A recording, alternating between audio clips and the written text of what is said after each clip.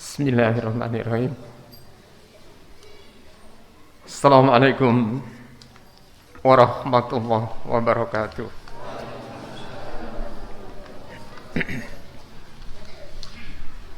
Alhamdulillahi rabbil alamin wa bihi nasta'inu ala umurid dunya waddin. Asyhadu an la ilaha illallah wa asyhadu anna Muhammadan abduhu wa rasuluh.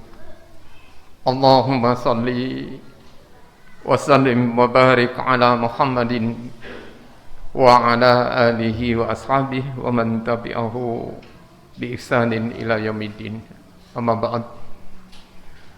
Ayyuhal hadirun jamaah rahimakumullah, ittaqullah fi kulli waqtin la'allakum tuflihun.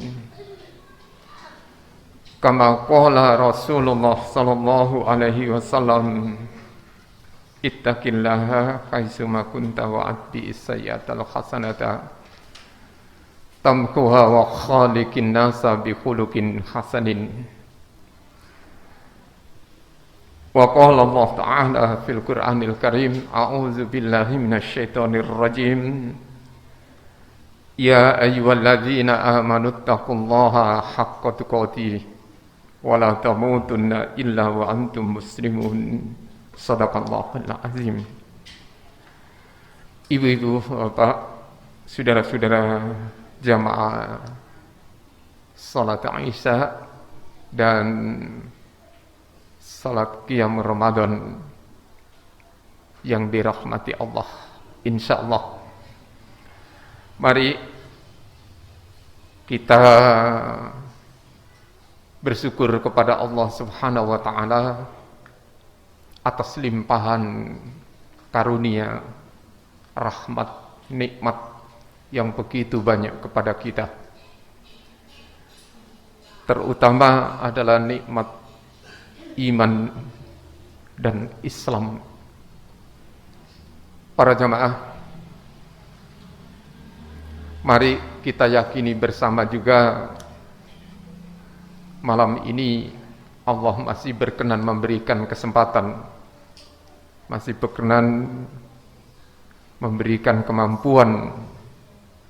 Insya Allah Allah masih berkenan memberikan hidayah dan ma'unahnya kepada kita, sehingga kita insya Allah bisa istiqomah di dalam melaksanakan ibadah kepada Allah Subhanahu wa ta'ala. Salawat dan salam mari kita perbanyak, kita sampaikan kepada junjungan Nabi Muhammad sallallahu alaihi wasallam. Begitu juga keluarga ahlinya, seluruh sahabatnya, seluruh pemeluk Islam di muka bumi Allah ini. Wabil khusus malam ini jamaah yang hadir di rumah Allah ini bisa beriman, berikhlas, beriktisab bahwa yang kita lakukan ini adalah perintah Allah dan sunnah Rasulullah sallallahu alaihi wasallam. Mudah-mudahan Allah senantiasa mengukuhkan iman kita. Mudah-mudahan begitu juga kelak kemudian hari Allah mengambil ajal kita dalam keadaan husnul khotimah. Amin ya rabbal alamin. Para jamaah hadirin yang saya muliakan, kalau di pertemuan beberapa waktu yang lalu saya menyampaikan khutbah Rasulullah yang isinya adalah motivasi, penyemangat, janji Allah Subhanahu wa ta'ala, dan kita mengimani janji itu. Para jamaah, pada malam ini ada kaitannya dengan pelaksanaan ibadah di dalam bulan Ramadan. Saya ingin menyampaikan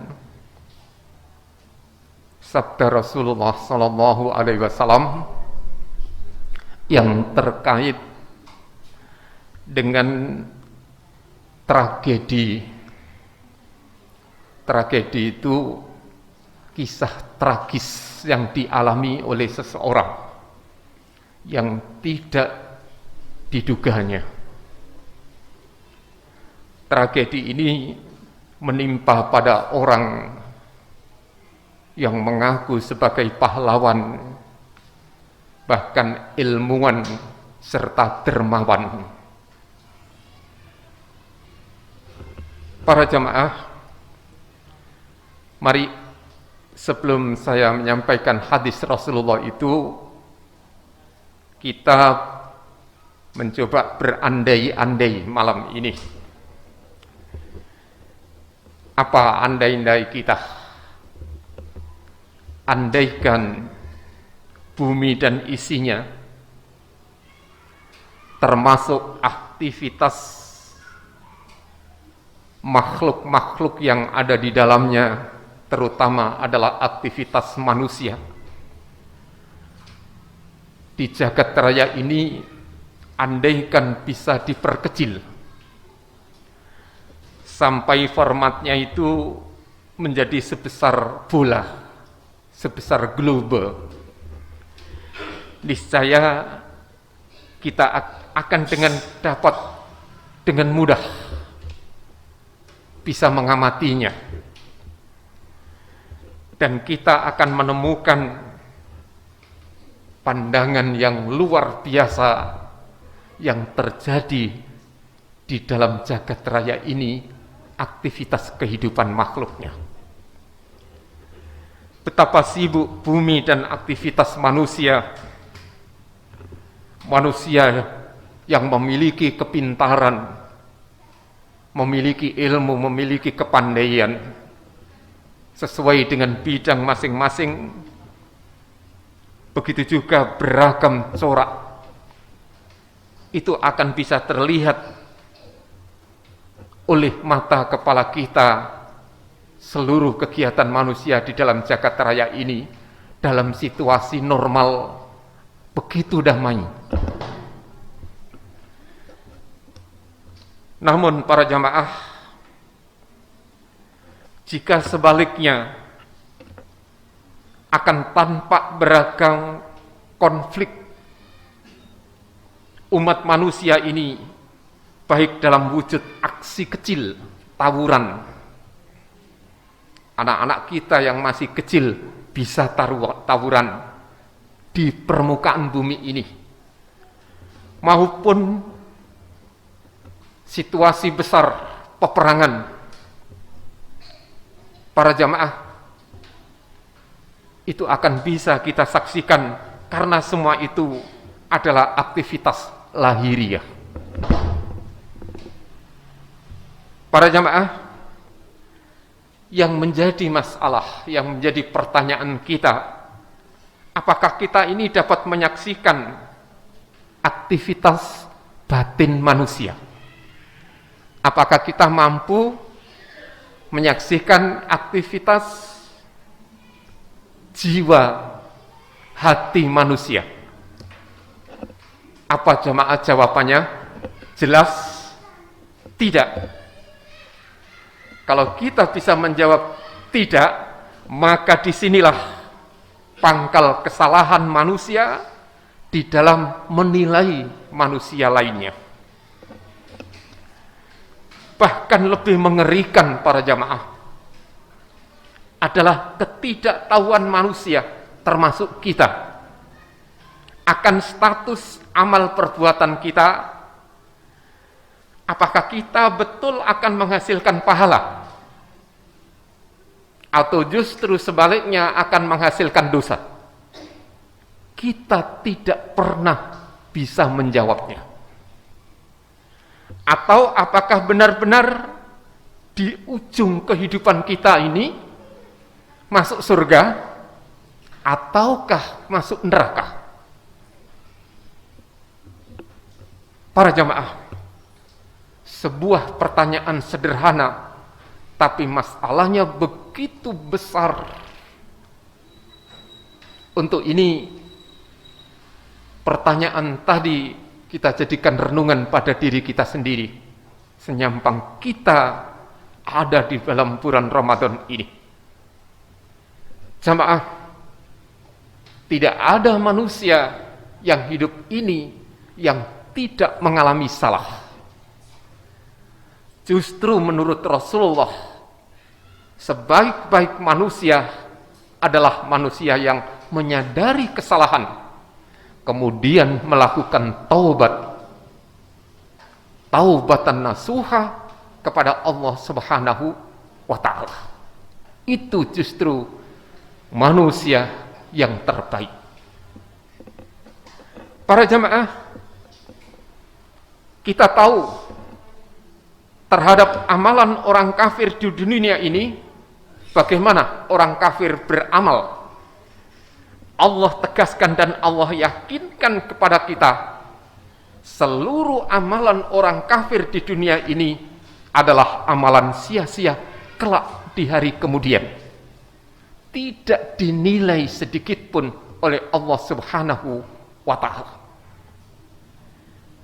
Mari kita simak firman Allah surat Al-Kahfi ayat 103 sampai dengan 105. Kul hal nunabbi'ukum bil aksarina a'mala alladzina dhalla sa'yuhum fil hayatid dunya wa hum yaksabuna annahum yuksinuna sun'a ulaika alladzina kafaru bi ayati rabbihim wa liqa'i fahabitat a'maluhum falanuqimu lahum yaumal qiyamati wazna.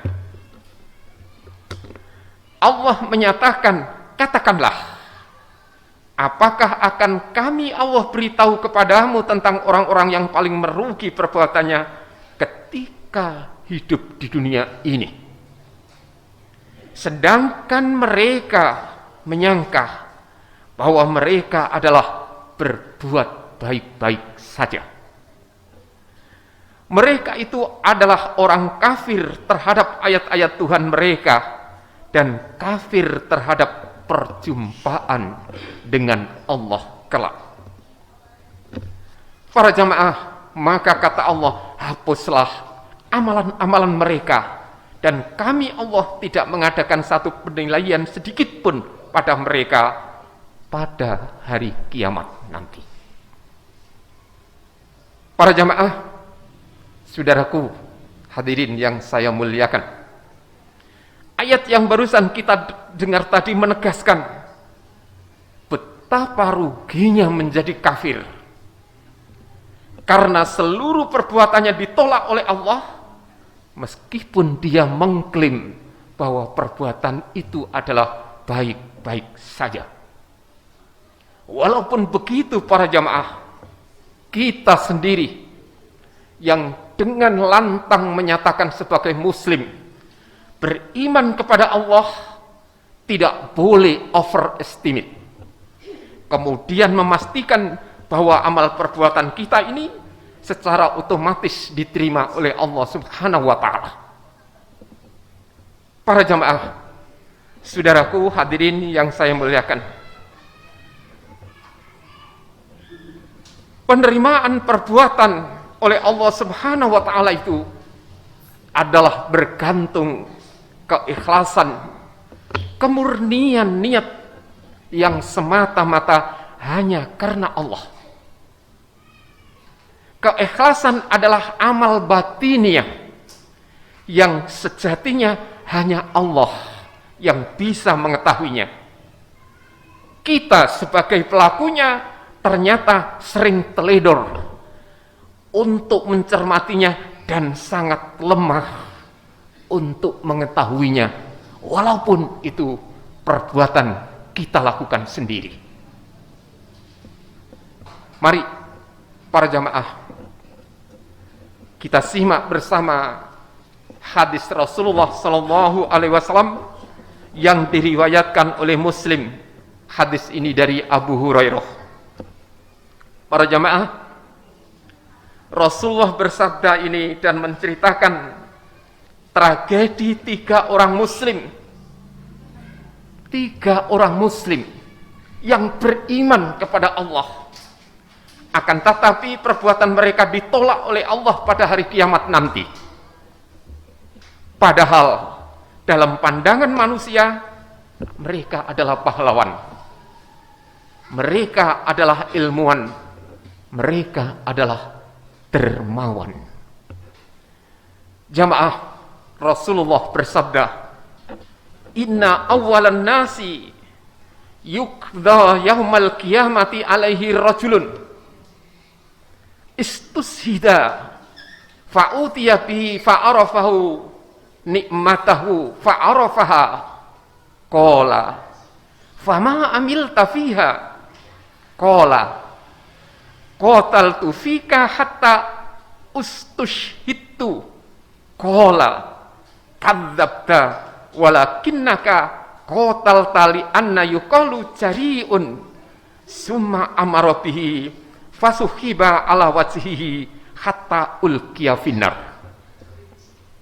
Rasulullah bersabda, sesungguhnya manusia yang pertama kali diadili pada hari kiamat nanti adalah seseorang yang dinyatakan mati syahid.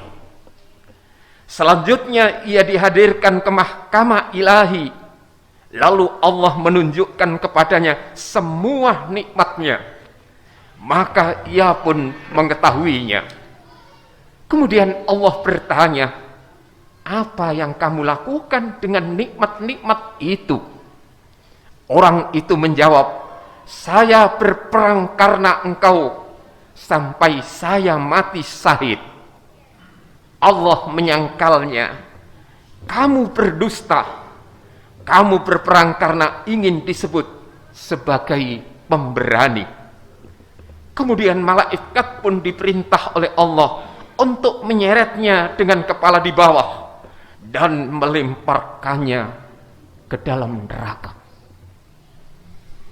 Para jamaah, saudaraku, itu yang pertama, seseorang mengaku menjadi pahlawan, mengaku menjadi mujahid, di hadapan Allah ditolaknya karena berdusta.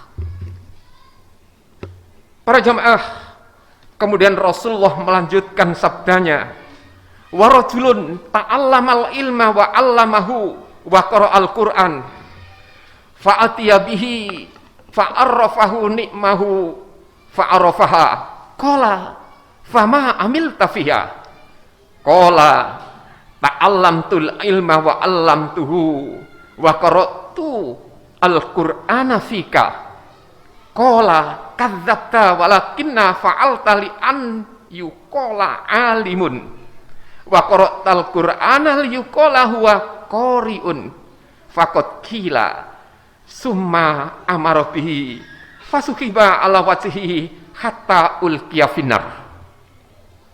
Para jamaah, Rasulullah melanjutkan kisah. Yang kedua adalah seseorang yang mempelajari ilmu dan mengajarkannya serta membaca Al-Quran. Ia pun kemudian dihadirkan ke mahkamah ilahi. Lalu Allah menunjukkan kepadanya segala nikmatnya, maka ia pun mengetahuinya.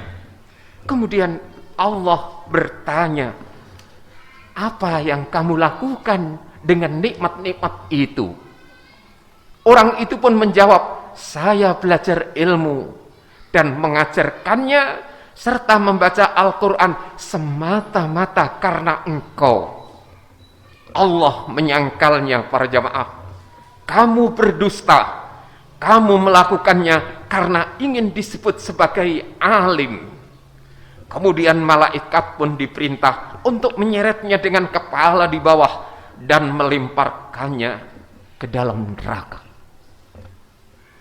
Para jamaah, kemudian Rasulullah mengakhiri sabdanya, orang yang ketiga, "Warajulun wasa'allahu alaihi wa a'tahu min asnafil mal fa'atiya ni'amahu fa'arafahu ni'amahu fa'arafaha qala fama amilta fiha qala ma taraktu min sabili tuhibbu ayyumfika fiha illa anfaqtu fiha lak qala kadzabta walakinna fa'alta liyuqala huwa jawadun faqad qila summa umira bihi fasukiba ala wajhihi hatta ulqiya finnar.